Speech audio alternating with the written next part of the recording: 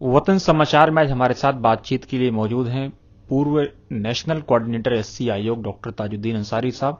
Doctor साहब, मदरसा टीचरों की लड़ाई आप काफी लंबे समय से लड़ रहे हैं। अभी कुछ रकम पिछले महीनों में जो है भारत सरकार ने रिलीज की है, उसे किस तरह आप देखते हैं? देखिए, मैं शुक्रिया अदा करता हूं भारत सरकार का कि उन्होंने कुछ तो दिया, लेकिन ये रकम जैसे ऊंट के मुंह में जीरा, इस रकम से बात नहीं बनेगी। उनकी 40-40 महीनों की तनख्वाहें रुकी हुई हैं, उनकी पूर्ण तनख्वाह दी जाए।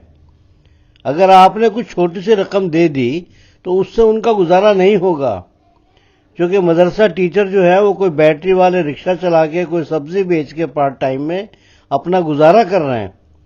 तो भारत सरकार को ये चाहिए कि वो टीचर हैं, पढ़ाने जाते हैं 12-12, 15-15 किलोमीटर दूर अपना किराया खर्च करके वो स्कूलों में जाते हैं, पढ़ाते हैं और मॉडर्न शिक्षा पढ़ाते हैं, जिसको हमारी सरकार चाहती भी है।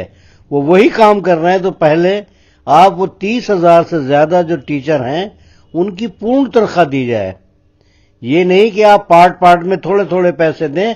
वो तो मकरूज हैं, वो तो परचूनिया के मकरूज हैं, जो उन्होंने सामान उधार लेके खा लिया, रिश्तेदारों से कर्ज ले लिया, जो ब्याज पे पैसे लेके खा लिए, वो उन पैसों को देंगे या अपने ऊपर खर्च करेंगे।